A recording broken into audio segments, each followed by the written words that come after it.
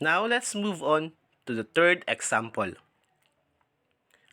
The active voice sentence, our chairman will answer the questions about the crime. So the doer of the action is our chairman, and the verb will answer is in future tense, and the receiver of the action the questions about the crime. Now, let's change it into a passive voice sentence. The receiver of the action is the questions about the crime. And the auxiliary verb became will be, followed by the verb in past participle form, which is answered, added by and the doer of the action, our chairman.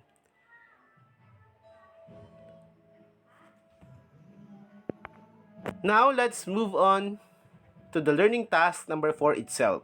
Are you ready to answer? Number 1. The mayor declared a state of calamity. Number 2. The students of the Barrio School visited the museum in the city. Number 3. Our parish priest will officiate the mass during our town fiesta. Number 4.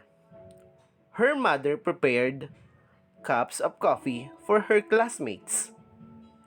Number 5. The governor ordered the closure of all provincial borders. Number 6.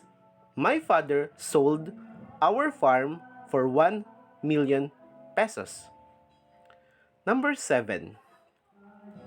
The students plant seedlings. Number 8. The policemen arrested the quarantine violators. Number 9. Her employees presented their proposals. Number 10. Their carabaos plow the fields.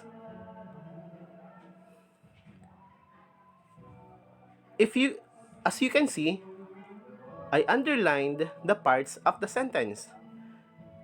The first part is the doer of the action, followed by the verb and the receiver of the action. Now, are you ready to change this active voice to a passive voice? You can refer to the pattern that I've taught to you.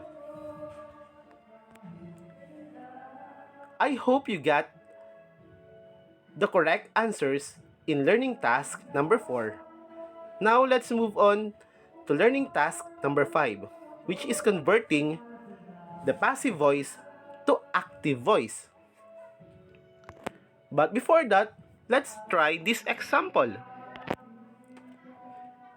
In passive voice to active voice, now remember the pattern that we use in active voice, which is the doer of the action, followed by the verb, and the receiver of the action. We are going to make the pattern that we did in the active voice in a backward form. The sentence in passive voice, the cakes were eaten by the children in the wedding. The receiver of the action is the cakes. The auxiliary verb is were, and the verb in past participle form is eaten, followed by and the doer of the action. Now to make it in active voice, let us find the 3 parts of it. The doer of the action, the children in the wedding, the verb became ate. So we use the verb ate because were is in past tense. So the past tense of the past participle verb eaten is ate. So we definitely use ate for this active voice. Then, the receiver of the action, the cakes. So the passive voice, the cakes were eaten by the children in the wedding, became the children in the wedding ate the cakes, which is now in active voice. Can you follow?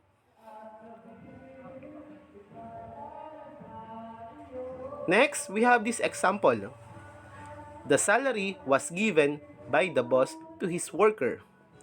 Now let's find out the parts of the passive voice. The salary is the receiver of the action. Was is the auxiliary verb. Given is the verb in past participle form. Then by and the doer of the action. If you can notice, we have the underlined word in blue color to his worker.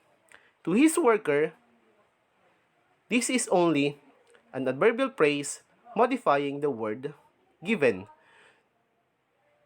Just don't move to his worker in each part.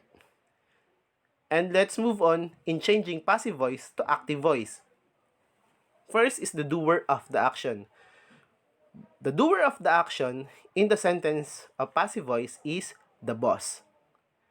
Now, the verb that we will use will be gave. Why gave? Because the auxiliary verb that we use in passive voice is was, which is in past tense.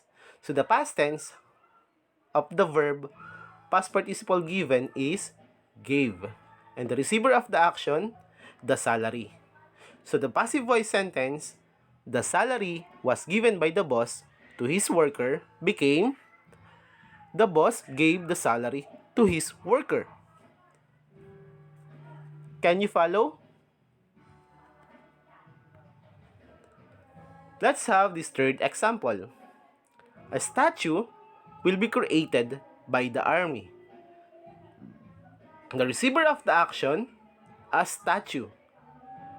The auxiliary verb is will be. The verb in past participle is created by and the doer of the action. Remember, the tense of this verb is in future tense. So in making it in active voice, let's start with the doer of the action, which is the army.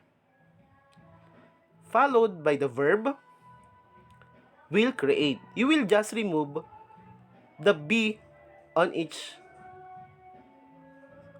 the sentence and just move and make the verb in past participle on the present form, which will become will create. And the receiver of the action, a statue.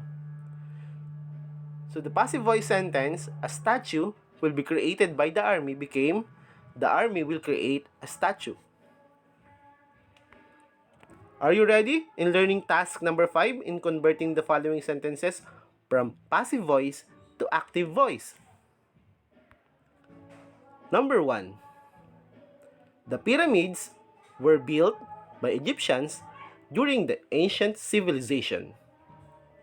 Number 2. A cup of coffee was prepared by the servant. Number 3. The documents have been prepared by the clerks for the hearing. Number 4. The gift is given by the boss to his employees. Number 5. Our papers were accepted by the secretary.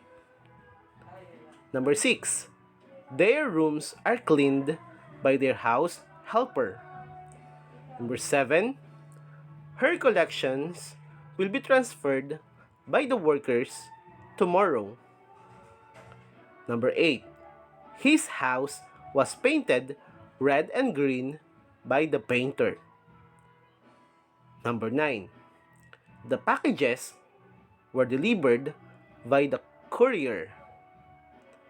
Number 10. The sheep were taken by the shepherd to the ranch. I also underlined the parts of the passive voice.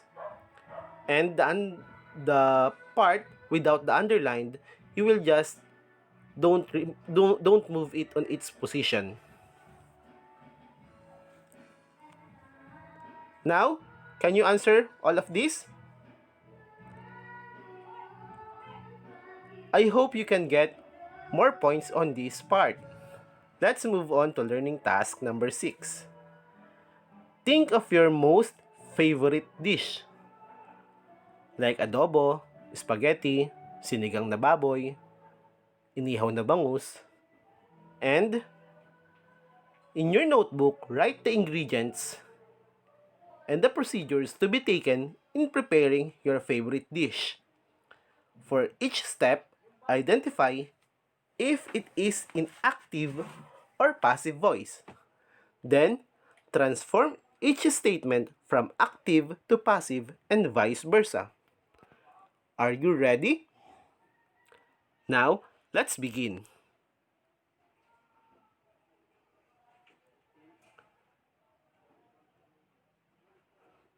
I hope you can do well in this activity.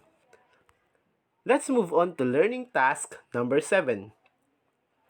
Write A if the statement is in active voice and B if it is in passive form. Then transform each statement from active to passive and vice versa.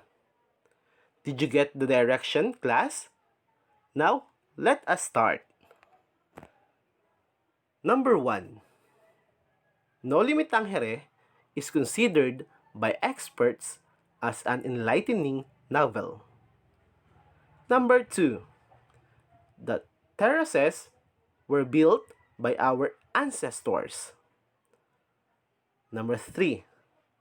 Catriona Gray won the Miss Universe 2018 title. Number 4. The Philippines owns the Benham rice found in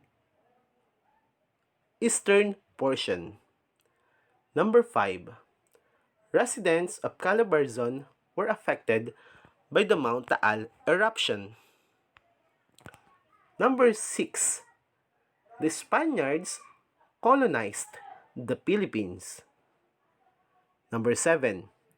The bouquet of roses were given by Alex to his mother. Number 8. Her good deeds are rewarded by her parents. Number 9. Their family will receive financial support from the government. And last, the petition will be submitted by the lawyer to the prosecutor. I hope you can get all the correct answer.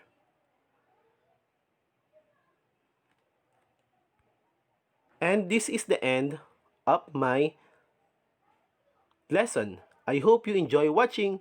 Thank you.